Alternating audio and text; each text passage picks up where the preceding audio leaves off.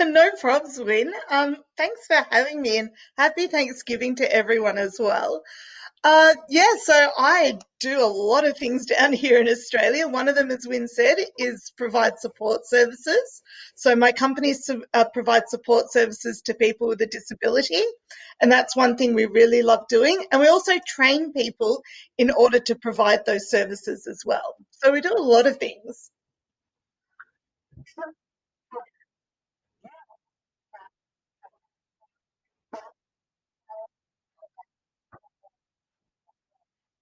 Yeah, that's right. So we train people with accredited qualifications. So things like, I guess the best way to put it is like the Cert for in disability or the Cert for in education support. We train people in that, and then we get them out in the workplace working with people with a disability to help them be the best they can be.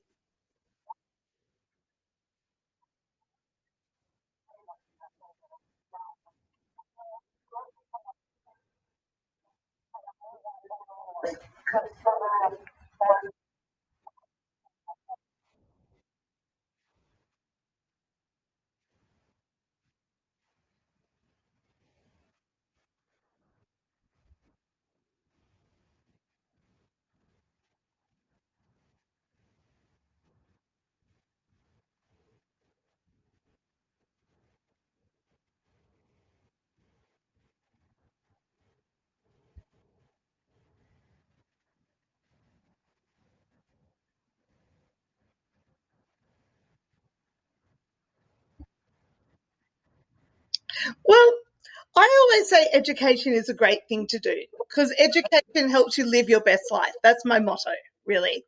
So, as a client, it's probably going to benefit you by having somebody who is qualified and who does have the skills that might help you. But life experience is also good as well. So, somebody might come and be able to work with you who has that life experience, and that counts just as much as qualifications, but qualifications give you that little bit more credibility.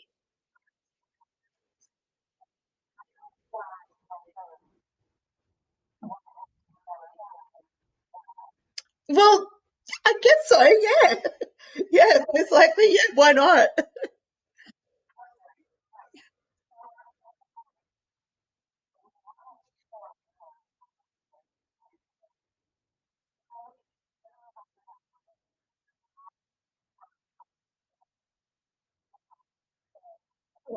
Yeah.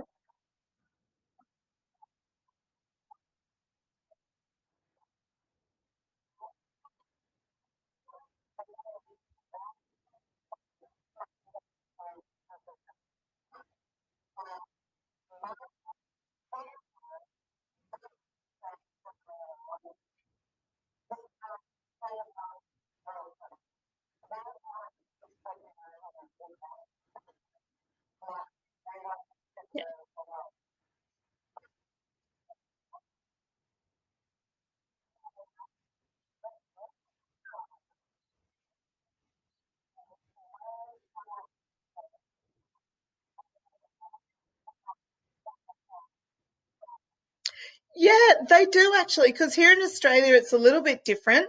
So if you do have group homes here in Australia, they do require their staff to have some sort of qualification behind them. So you'd find if you were in a group home that a lot of the staff will have some sort of certification, whereas an independent support worker, for example, they, I guess I wouldn't say unregulated, but they're a sole trader. They work for themselves. So, it's kind of different than being in a guess, group setting where you need that qualification.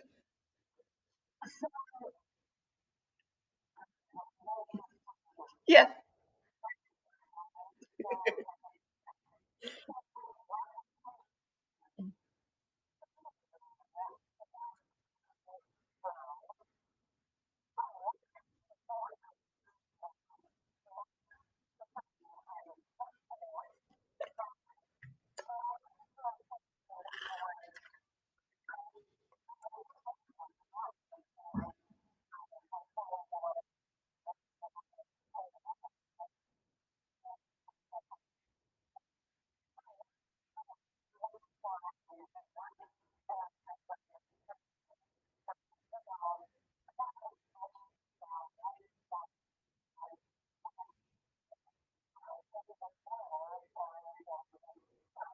Yeah, I would say you have to see what the residents are like, how they're feeling, what what their behavior is. So if you walk into a group home and you see, staff interacting with residents and residents being happy and content and occupied and doing things independently as well as with help, then you know you're on a good thing because, they're getting the support you need. But if you walk into a group home and you see the residents, you know, just doing nothing, looking miserable, staff all just chatting to themselves and things like that, then you know it's not going to be a good place to be.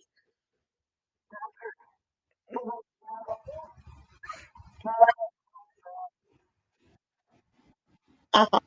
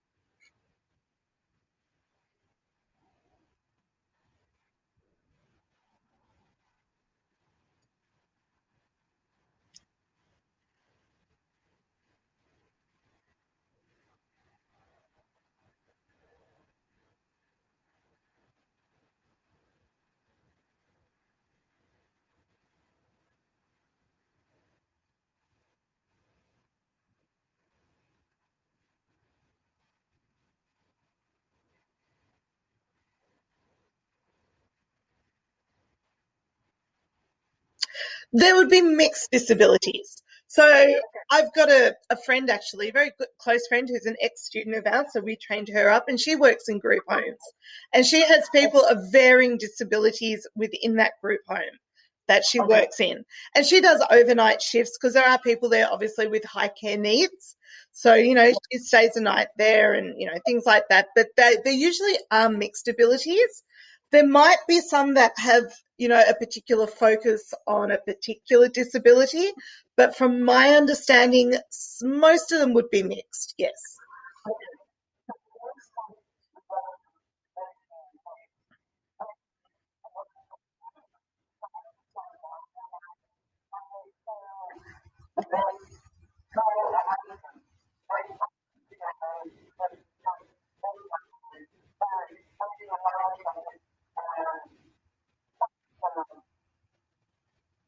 So the one that that's funny that they do Down syndrome. Like, I'm surprised it's not mixed, like with other disabilities. People learn from everyone.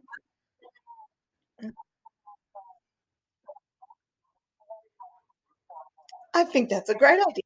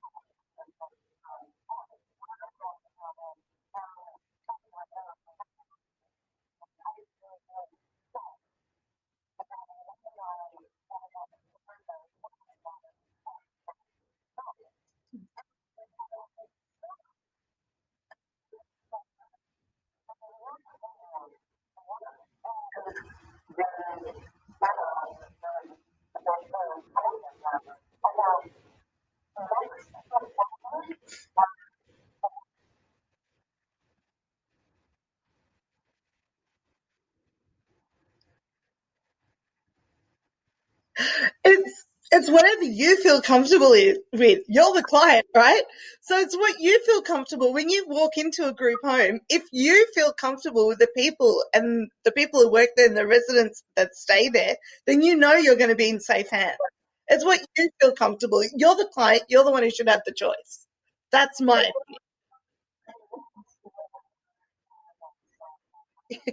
yeah. Fair enough.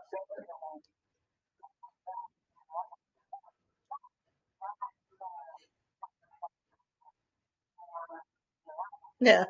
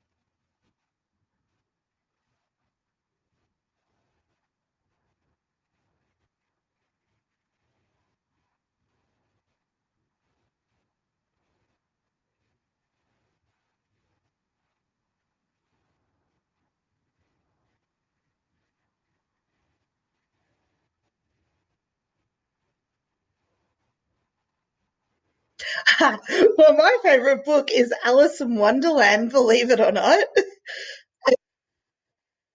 Yeah, I know. How bizarre, right? You probably expect a business book or something on disability. No, let's go to fairy tales. Alice in Wonderland.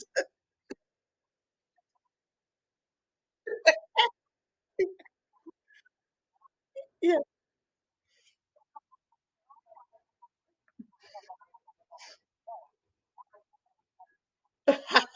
Well, if my best friend was to write a book about me, it would definitely be called Crazy Life because my best friend, she thinks I live the most craziest life possible with all the crazy things that I do. So it would definitely be called My Crazy Life. Yeah, because I'm always working and I'm always doing things and I'm always on the go and I never ever stop. And some of the situations I get into are a little bit crazy. So, yeah, that would be it.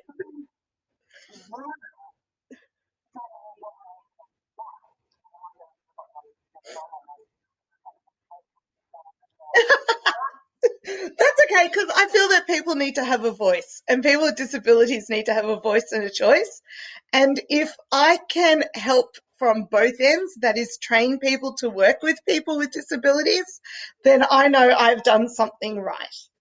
It's about helping people. That's what my whole company is about, is helping people in many different ways. No, no, not at all. I just want to help people win. I love because I love seeing people be happy. If I can make people happy and I can help people, then I feel I've done a good day's work, no matter what it is that I do.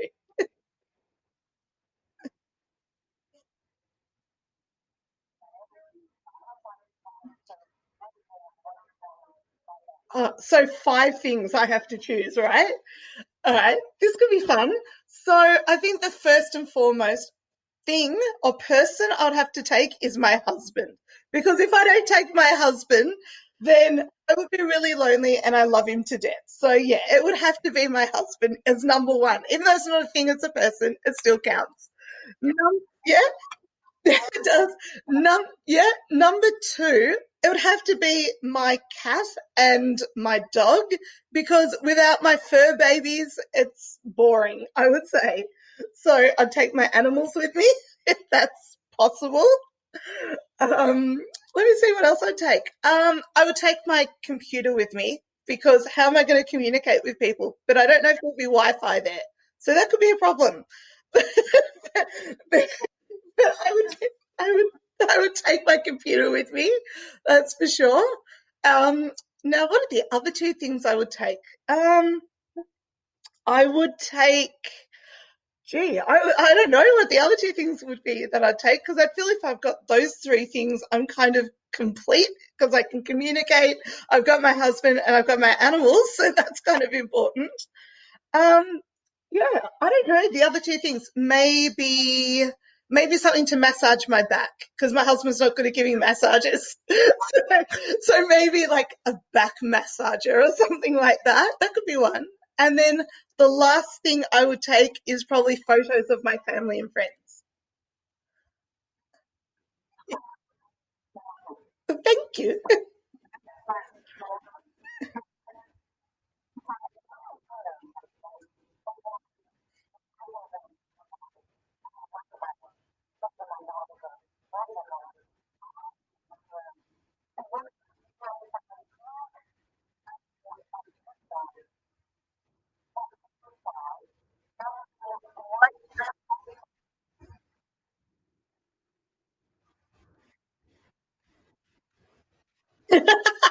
Well, the very helpful teacher story is seeing students succeed. That's my really huge thing. Like, every time a student graduates and goes on to work, if I can match them up with a person who's got a disability to support them and it's a great match, then hey, I've done my job. So that's like my most awesome teacher moment, I guess you could say. And yeah, and not so awesome moment is seeing people not be the best they can be. If I see people struggling, if I see people not being living their best life or being the best they can be, then to me that's not so awesome and I will try to help them, I guess. But that's not so awesome for me. It's not so awesome for them, I guess you could say. Yeah. Correct. Correct.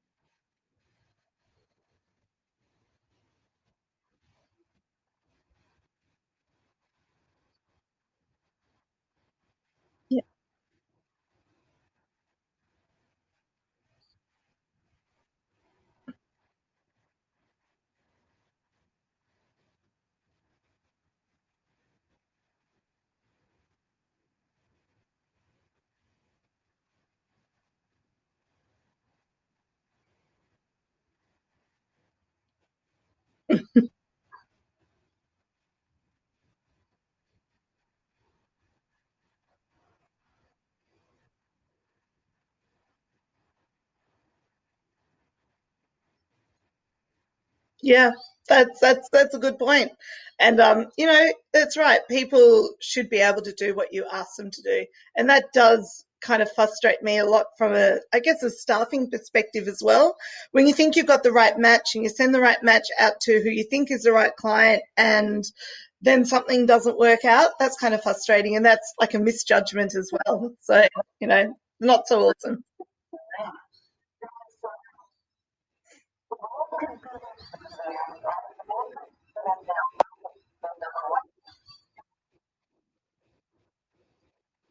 Well, if they want to find me, you can go to Ethical Training Solutions on Facebook. Just type it in, and my Facebook page will come up. Our website is still not up yet because we got hacked a few months ago, so we're still in the design phase for that. So that will, yeah, I know, right? So that will be up hopefully soon-ish. So that's where people can find me, and then you'll find all my contact details and all that sort of stuff there. And do I have questions for Win? Yeah, I have questions for you, Win. Of course I do. One of the questions I have for you is, do you find education is important?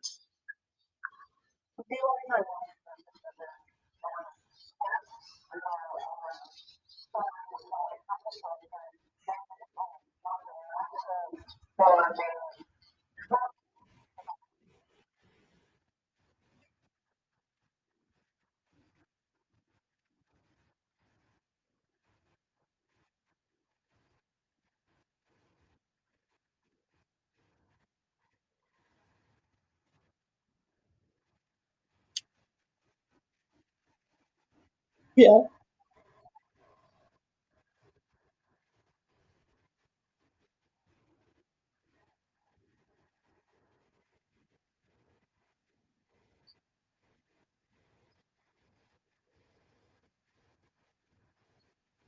Yeah, that's a very, very good point. Very good point. Yeah.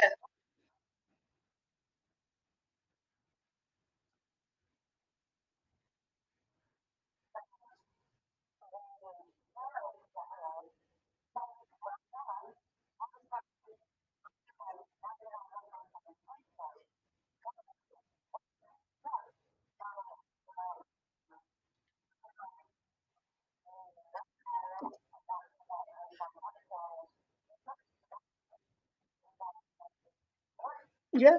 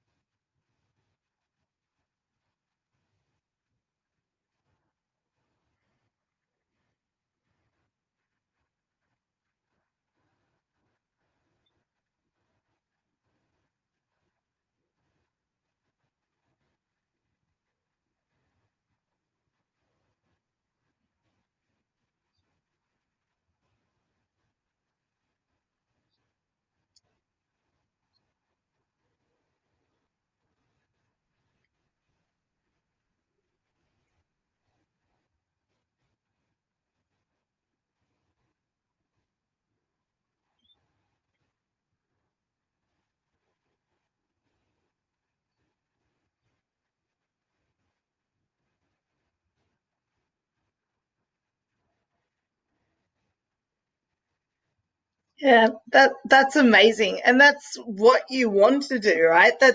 That that's the best education anyone can get, really, is from a person like you, in all honesty. Yeah.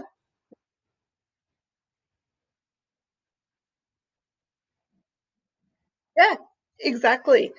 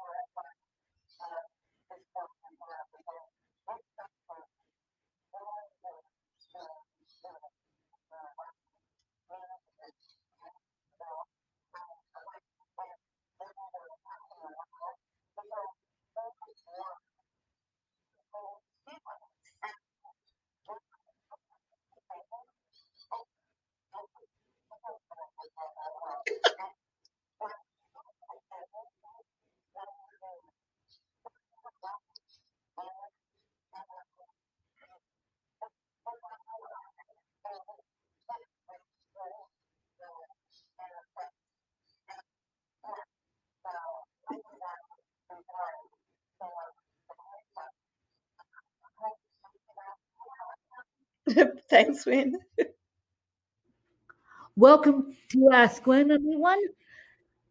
Today I have Yvette with me. Yvette is calling in all the way from Australia, which is not Thanksgiving over there. And I got introduced to Yvette because she does consumer directed support services in Australia, basically. And so, for those of you that don't know, consumer directed support services helps people with disabilities. And so that's what Yvette does. And I had the privilege of being interviewed by Yvette in her Facebook group. And now it's my turn. So, Yvette, welcome, and I'll have you take it away.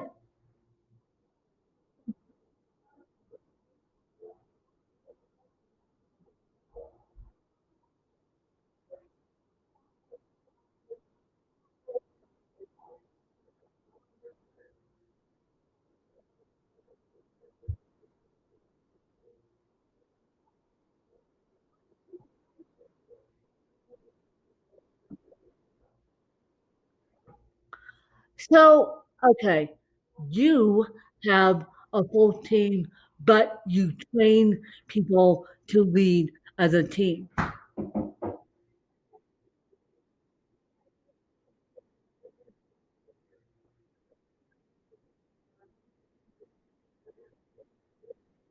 Yeah,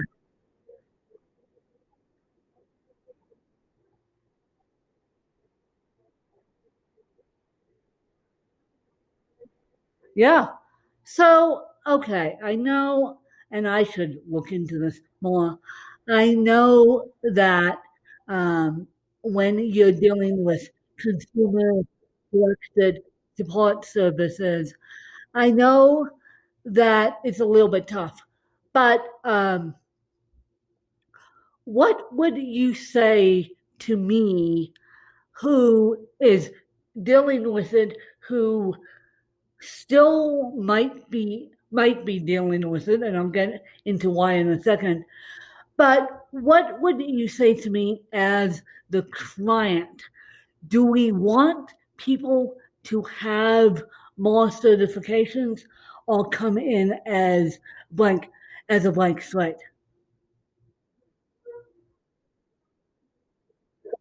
Okay. Yeah.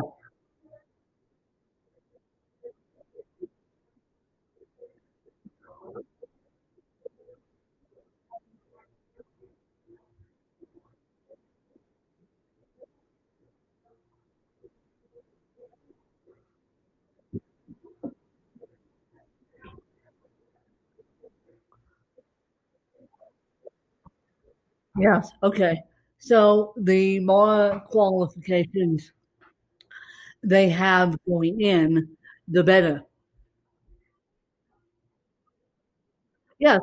Well, most likely, yes. Well, I have one of two options on my plate right now. As you guys know, I sold, well, my house is under contract. This house I'm sitting in right now is under contract. And so I'm planning on moving out of state. I haven't, I have decided where, but that could change in 2 seconds flat. Um, my family doesn't necessarily like support in-home support services.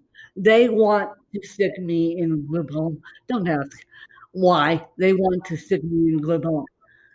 But I'm curious as to, do group homes get as many qualifications as the independent support services person?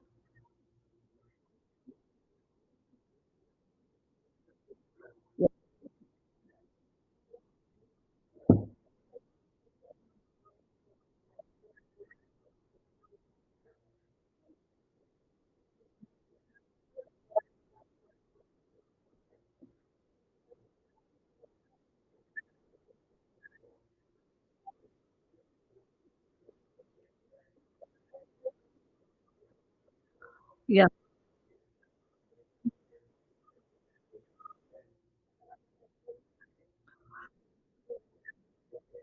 So I'm going to ask this for myself. people, and I'm going to make it public.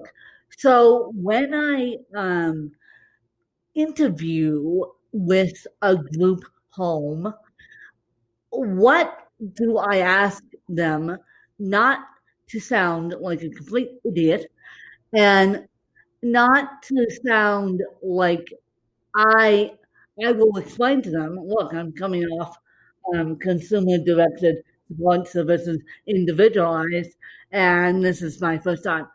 But what do I look for and what is a red flag that people could look for if they're an adult child with a disability is going into a group home?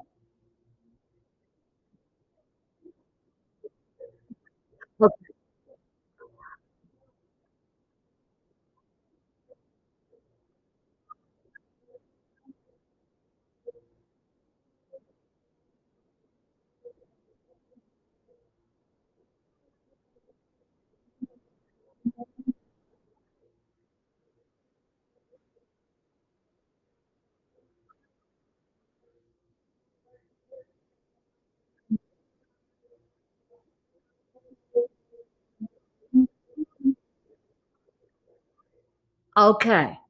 Well, now we dig deeper because the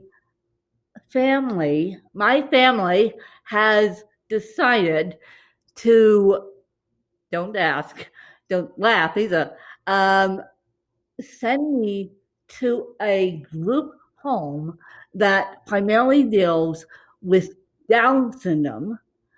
And I don't, yeah, yeah. And I don't have Down syndrome. I don't know why they did that. I am actually going to tour it on Tuesday, you guys. So when this episode ends, maybe I'll have Danielle drop this episode on Tuesday so you guys know what I'm doing. But I don't know why they did that. Now, I am not opposed to a group home at all because I need 24-hour care. But I am opposed to the group home that focuses on one disability that's not cerebral palsy. So, but when I checked, finding a group home for cerebral palsy is like finding a needle in a haystack. So I am wondering, is there mixed levels of different disabilities in a group home setting? And I'll of course look into this myself. But I'm wondering from your perspective, who is a trainer of all these people, I'm wondering, is there a is there a mixed level of disabilities here, or is group homes focused on one single disability? Okay,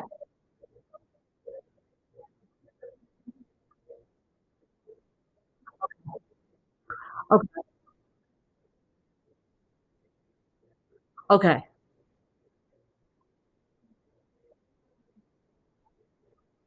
yeah,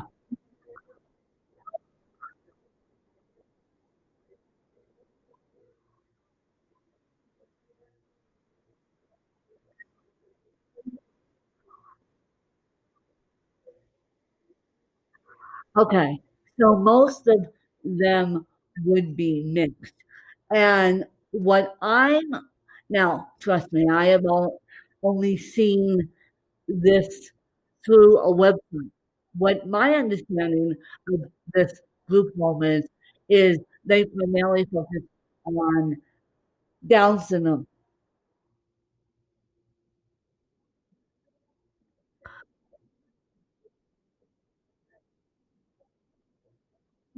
I'm going, I'm going to find out and report back to everyone because I'm going to look inside this group home on Tuesday. And so before I commit to anything, um, I'm going to give you guys a sneak peek into group home because um, this is not sitting well with me. This is not the fact that they focus on down syndrome and not mixed disabilities.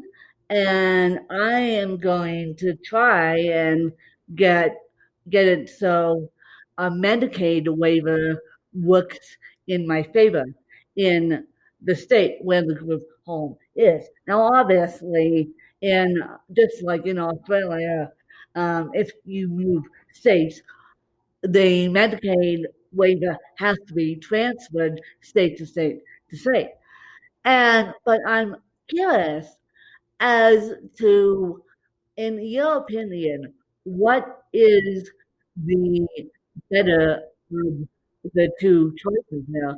Is it mixed disabilities or is it something that is focused on one disability and then just throw the other disabilities on top of it? Yeah,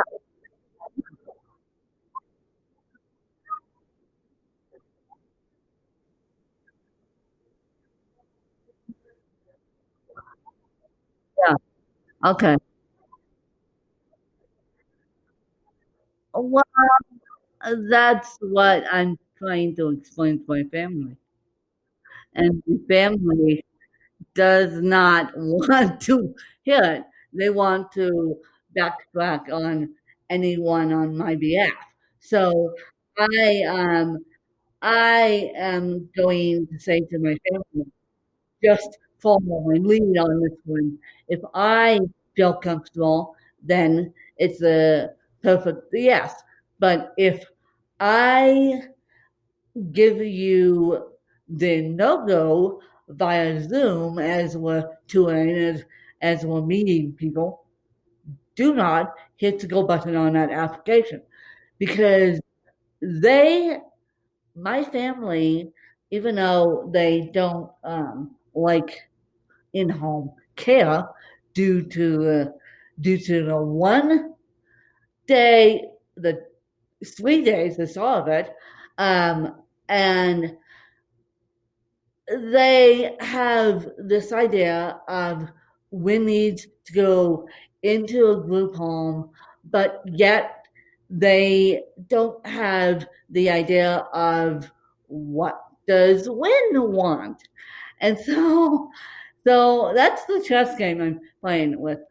But on a lighter note, what is your favorite book?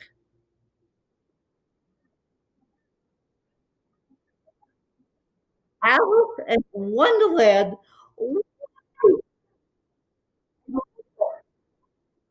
No, yeah, no, let's do fairy tales. The Cheshire Cat. I love it. I love it. Alice in the Wonderland. Why? So, so if your best friend had to write a book about you, what would the title be?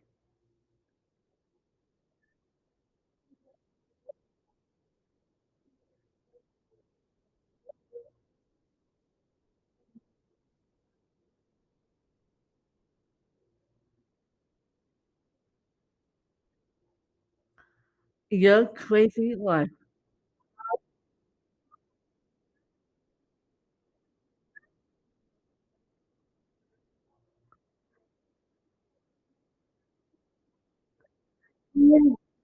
Why did you go into the field of helping people with disabilities? I completely forgot to ask you that. Why?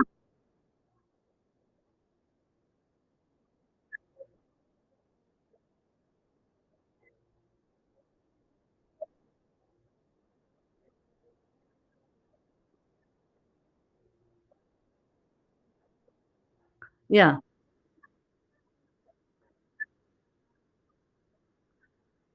So, do you yourself have a disability, or no? You just want to help. You just want to help. Yvette, help the people. I love it. I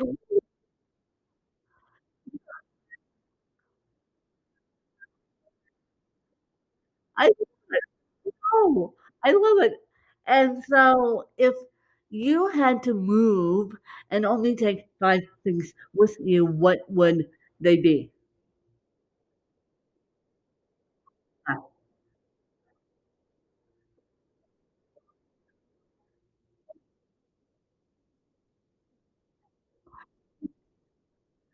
yes. Yes. That that counts. Families.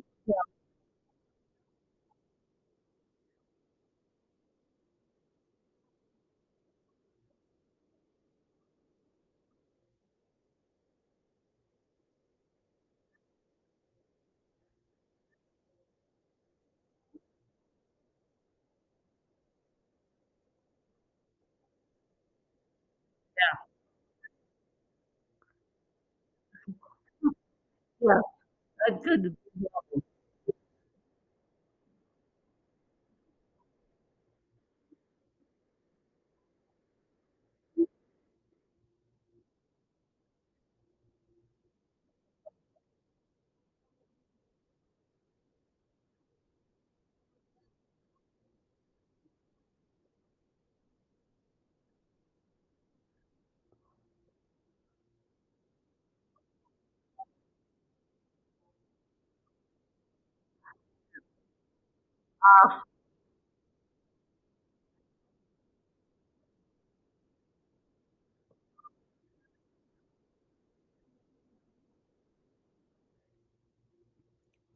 Well, that's terrific.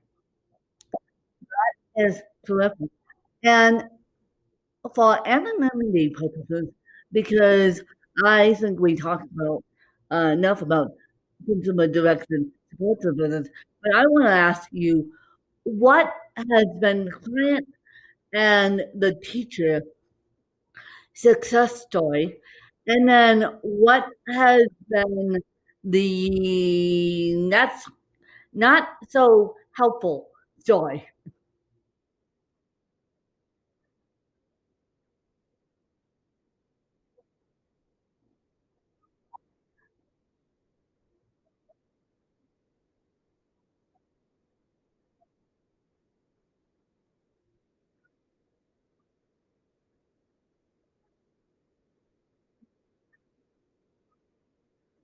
Yeah,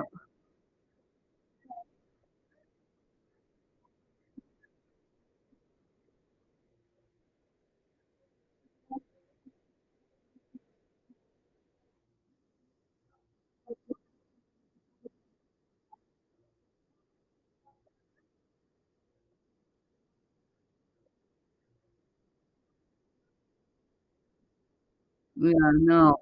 It's not so awesome when people don't wanna do the job, and it yeah, it's not so awesome when people don't wanna do the job, and you ask them to do something, and then they don't do it because they don't, have the appropriate paperwork.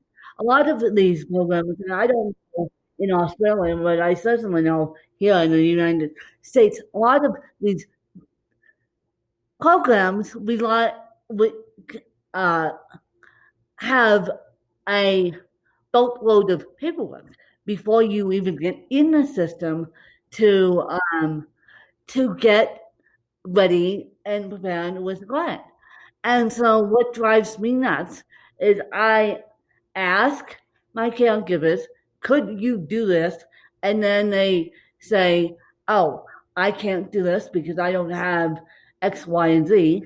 And it's like, no, I asked, do you want this job? I told you that paperwork would come with job, and now we're holding up the process because you don't have X, Y, and Z. So yeah,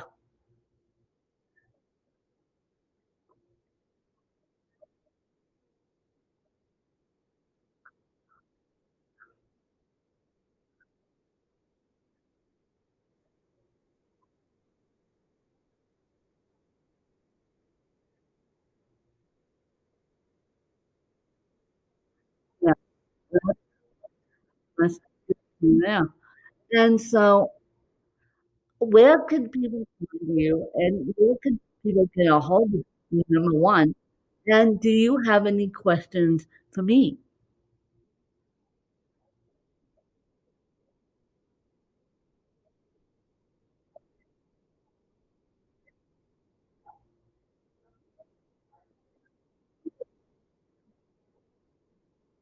Oh, boy.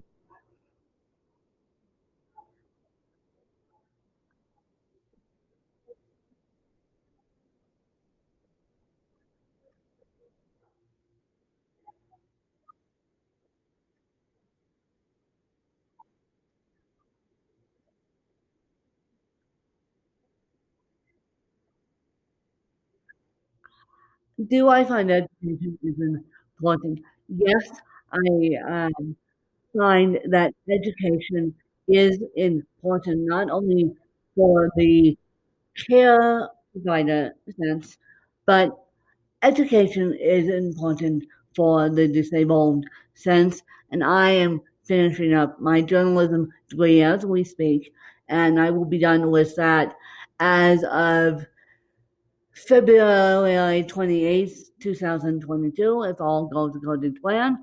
And so I think education is super important.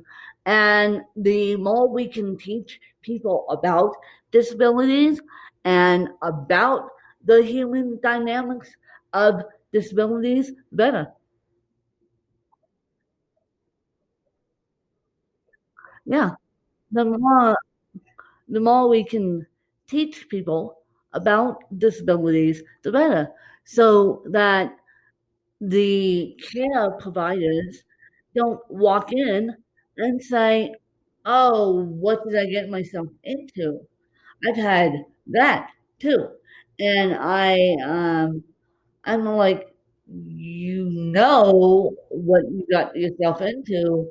You took the job, and so yeah, and so, as long as we can teach people about disabilities outside the home environment or outside the group home environment, it will be make life a lot easier.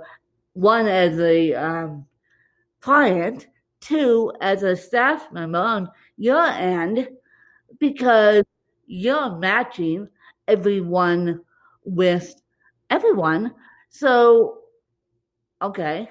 So people come to you thinking, oh, I want to be, I have no training, but I want to work with people with disabilities. Well, it's easier if they have a disabled family member, then they know what they're going into. I no, I've been told personally that I've impacted people's lives just from them being around me, and it's pretty astounding when when people say to me, "Man, when you've impacted my life, you've taken my education about disabilities to a totally different level."